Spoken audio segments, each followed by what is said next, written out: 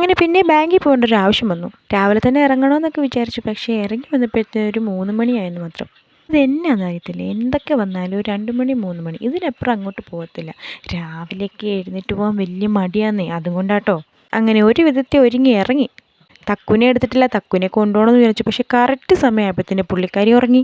ഉറങ്ങിയാൽ പിന്നെ എടുത്തുകൊണ്ട് പോകുന്നത് ഭയങ്കര പാടാണ്. പിന്നെ ഭയങ്കര മൂശാട്ടമായിരിക്കും. അപ്പോൾ പിന്നെ ഞാനും ചാച്ചനൂടെ പോയിട്ട് വരാമെന്ന് വിചാരിച്ചു. കുഞ്ഞിനെ അമ്മച്ചിയുടെ കയ്യിലേൽപ്പിച്ചു. പാവം അമ്മച്ചിയും കൊച്ചുമോളും കൂടെ എന്നാ ചെയ്യുമോ എന്തോ.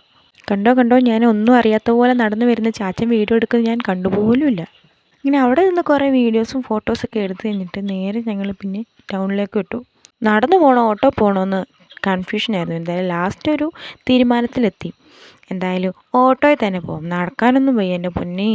ഒന്ന് നടന്നതിൻ്റെ ക്ഷീണം ഇതുവരെ മാറിയിട്ടില്ല. അതുകൊണ്ട് പിന്നെ ഓട്ടോയിൽ പോകാമെന്ന് വിചാരിച്ചു. ടൗണിലെത്തിയപ്പോഴായിരുന്നു കോമഡി.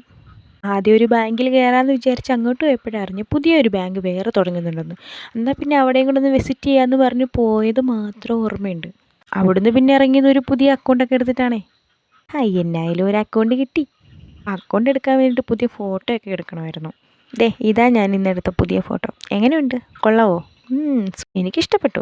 ഇഷ്ടപ്പെടണമല്ലോ. പിന്നെ അക്കൗണ്ടൊക്കെ എടുത്തു.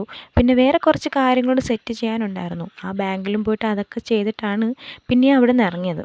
പിന്നെ കുറേ സാധനമൊക്കെ മേടിച്ചിട്ട് ചാച്ചൻ എന്നെ വഴിയിൽ നിർത്തിയിട്ട് വേറെന്തോ മേടിക്കാനായിട്ട് പോയി. അങ്ങനെ കുറേ നേരം അവിടെ പോസ്റ്റ് അടിച്ചിരുന്നു. പിന്നെ ഞങ്ങളൊരു ഓട്ടോയൊക്കെ പിടിച്ച് വീട്ടിൽ പോന്നു.